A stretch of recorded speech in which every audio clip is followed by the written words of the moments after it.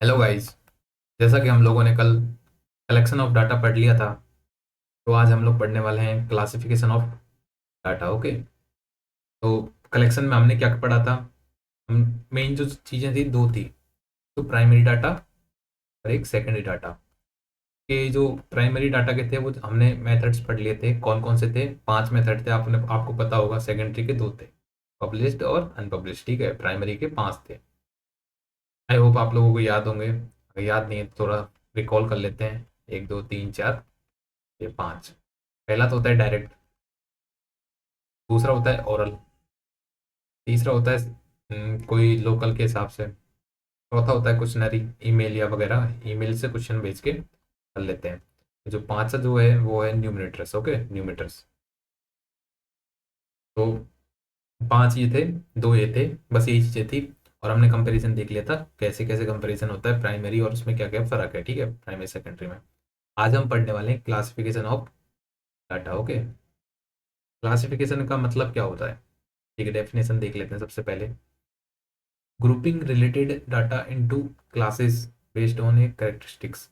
जैसे डेफिनेशन, हम डेफिनेशन से आपको शायद पता लग गया होगा। ठीक है, मान लो इसमें लड़के हैं, एक क्लास है, उसमें लड़के इतने हैं, लड़कियां इतनी हैं। ठीक है, तो हमने क्या उनको कैरेक्टरिस्टिक्स के हिसाब से उनको डिवाइड कर दिया कि लड़के 5 है, लड़कियां 5 है। ठीक है, तो ये जो कलेक्शन है तो हमने कर लिया कि भाई टोटल 10 है।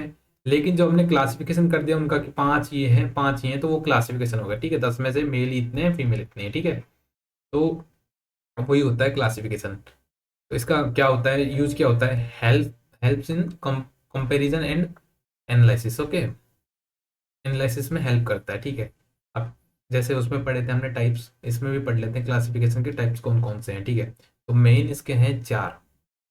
चार है, एक तो है जोग्राफिकल, एक है क्रोनोलॉजिकल, एक है क्वालिटी क्वालिटी वाला, एक है क्वांटिटी वाला। ठीक है, जैसा कि मैंने आपको पहले लेक्चर में बताया था, क्वालिटी का कुछ होता नहीं है इसमें। ठीक है, लेकिन अपन को क्वालिटी अगर नंबर्स में दे दी, मान लो ऐसे बोलते हैं ये बहुत दिमाग वाला है, तो भाई इसमें स्टैटिक डाटा का कुछ मतलब नहीं है। लेकिन अगर बोल दिया कि इसका आईक्यू लेवल है 120 से 110, तो वो यहाँ पे हमने न्यूमेरिकल वैल्यू ले ली, तो वो चीज़ें क्वालिटी में आ जाती है। ठीक है, अगर ऐसे बोल दिया बुद्धि है, सिर्फ बुद्धि मतलब इसकी क्या बोलते हैं, ये इतना इंटेलिजेंट है, इतना वो है, तो वो चीज़ें नहीं आएंगी क्वालिटी में। ठीक है, लेकिन उनका एक क्वांटिटी दे दी कि इतनी इतनी है उसकी, तो वो स्टैटिक में देख सकते हैं हम।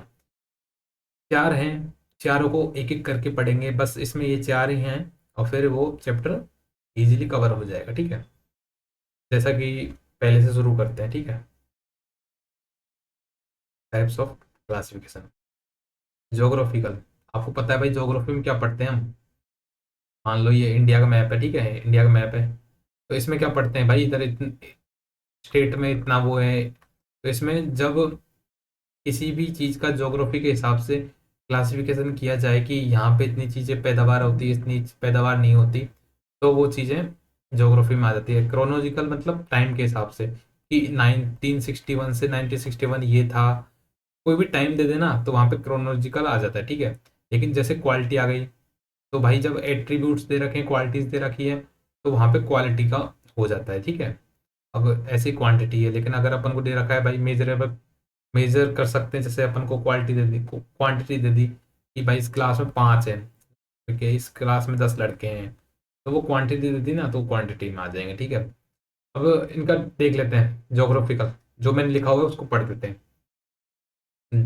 Data classified based on location और जोग्राफिकल डिफरेंसेस। लोकेशन के हिसाब से जो भी डाटा हो, आपसे आपसे जीएसओ में क्वेश्चन क्या पूछेंगे कि भाई असम की जनसंख्या इतनी है, कौन से उसमें काउंट होगा, तो वो ज्योग्राफी के में आ जाएगा। टाइम पूछ ले इतने से इतने तक टाइम का वेरिएंट है, तो क्रोनोलॉजिकल में आ जाएगा। ठीक है, जैसे example state wise production of rice, Punjab में, आंध्रा में, वो चीज़ें दे दे। ठीक है, क्रोनोलॉजिकल दे दे तो भाई मंथली रेनफॉल डाटा दे दिया, जनवरी फरवरी का, मतलब टाइम दे दिया, तो फिर इसमें आ जाएगा ये। और क्वालिटी में मतलब जेंडर के हिसाब से कर दिया अपन को, मेल फीमेल, लिटरेसी लिटरेट इनलिटरेट, तो उसमें क्वालिटी दे दी कि भाई वो पढ़ा लिखा है या फिर अनपढ़ है, ऐसे। ठीक है, तो वो क्वालिटी हो गई। लेकिन क्वांटिटी जहाँ दे दी, जैसे इनकम ग्रुप दे दिया अपन को 10, 0 से 10,000, 10,000, 1 से 20,000, या फिर हाइट रेंज दे दी 150 है, 160 है, जहाँ पे क्वांटिटी की बात होती है वो क्वांटिटी में आ गया। ठीक है, अब सबसे जो है डिफरेंस क्या है इसमें, क्वालिटी वाले में और क्वांटिटी में क्या है? ठीक है, ये है क्वालिटी वाला, ठीक है। Based on non measurable attributes, इसमें जो जिनको मेजर नहीं कर सकते अपन, ठीक है, उन पे बेस्ड होता है ये, ठीक है। लेकिन ये होता है मेजरेबल करेक्टरिस्टिक पे ये होता है, ठीक है। जैसे वेट को हम नाप सकते हैं, 50 किलो है, 60 किलो है, तो ये क्वांटिटी वाला हो गया। लेकिन लिटरेसी को नहीं नाप सकते ना, इलिटरेट को नहीं नाप सकते ना, एम्प्लॉयड को नहीं नाप सकते ना, अनएम्प्लॉयड को नहीं मांग सकते। तो ये चीज़ आ जाती है क्वालिटी में, ठीक है। अब जो सबसे इम्पोर्टेंट है इसमें सिर्फ एक ही है, क्वांटिटी वाला, ठीक है। उसमें उनकी आप बस परिभाषाएं याद रख लो, डेफिनेशन याद रख लो, वो काफ़ी रहेगा, ठीक है। क्वांटिटी वाले में देखते हैं अपन वेरिएबल और फ्रीक्वेंसी क्या होती है।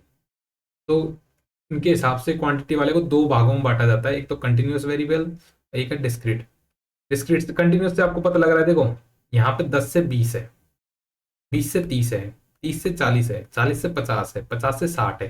तो क्या है ये कंटिन्यूस है, पता लग रहा है ना कंटिन्यूस है। अगर यही आपको दे दे भाई 0 से 9, 10 से 20, 10 से 19 है ना, 20 से 29, 30 से 39, तो भाई ये कंटिन्यूस नहीं है ना, बीच का तो गया गायब हो गया। तो ये कंटिन्यूस नहीं है, ये हो जाता है डिस्क्रीट, ठीक है। तो ये चीजें आपको धीरे धीरे दिखाता हूं मैं, ठीक है। आगे जैसे ये हो गया वेरिएबल फ्रीक्वेंसी, ठीक है। अब है फ्रीक्वेंसी डिस्ट्रीब्यूशन। फ्रीक्वेंसी डिस्ट्रीब्यूशन, ठीक है, मतलब कैसे बांटते हैं, ठीक है। मान लो अपन को दे रखे हैं भाई, इस 0 से 10 तक है, मतलब 5 है मान ले फ्रीक्वेंसी, इधर 10 है, इधर 3 है, इधर 5 है, इधर 1 है। तो 0 से 10 तक टेलीमार्क से इनको रिप्रेजेंट किया जाता है। 5 को कैसे लिखते हैं, 1 2 3 4, और ये 5। 10 को कैसे लिखते हैं, 1 2 3 4 5, 3 4 5, 5 और 5 10 हो गए ना। 3 को कैसे लिखेंगे, 1 2 3, 1 2 3 4 5, 1 2, सॉरी इसमें 1 है तो 1 है ना। तो ये चीज़ें हो गई हैं कि आपको आई होप ये चीज़ें आती होंगी। मैं बताता हूँ आपको क्या क्या पढ़ा है इसमें। हमने पढ़े वेरिएबल और फ्रीक्वेंसी। वेरिएबल दो प्रकार के होते हैं, एक तो कंटिन्यूस होते हैं, एक होते हैं डिस्क्रीट। कंटिन्यूस कौन से होते हैं, जो 10 से 20, 20 से 30, 30 से कंटिन्यू है बिल्कुल।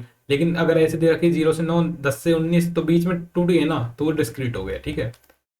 तो फिर इनको कैसे मेजर करते हैं, इनको करते हैं भाई टेलीमार्क से अपन गिनते हैं फ्रीक्वेंसी है कि कौन कितनी बार आ रहा है। जिसकी फ्रीक्वेंसी ज़्यादा होती है वो बहुलक कहलाता है, वो आगे आएंगी चीज़ें, ठीक है। कंपोनेंट्स, तो इसमें इसके जो कंपोनेंट्स है ना स्टेबल के, वो क्या क्या है। एक तो इसके कंपोनेंट है भाई क्लास इंटरवल। ये 0 से 10 है ना, ये क्लास इंटरवल कहलाता है, ये वाला जो है इंटरवल कहलाता है। ये जो है टेलीमार्क्स जो मैंने आपको बताया, और ये है फ्रीक्वेंसी, कितनी बार आ रहा है। आप पढ़ सकते हो रेंज क्या होती है, range of values, marks use to counting, okay, total count of occurrence in each class interval, okay. अब क्लासिफाइंग डाटा बाई इंटरवल्स, हम जो है ना क्लासिफाइंग डाटा बाई इंटरवल्स, तो इसके की कंपोनेंट्स क्या क्या हैं। हम जब डाटा को इंटरवल के हिसाब से क्लासिफाई करते हैं तो उसके थोड़े बहुत पढ़ लेते हैं कि क्या क्या है उसकी की, ठीक है। तो सबसे पहला है class limits, represents the lowest and highest values in the class. मान लो अपनी ये है 20 से 30, तो इसकी क्या होगी क्लास लिमिट क्या है, तो हाईएस्ट कितना है 30 है, लोएस्ट कितना है 20 है, ऐसे, ठीक है। इसकी अपर लिमिट 30 हो गई और लोअर लिमिट हो गई इसकी 20।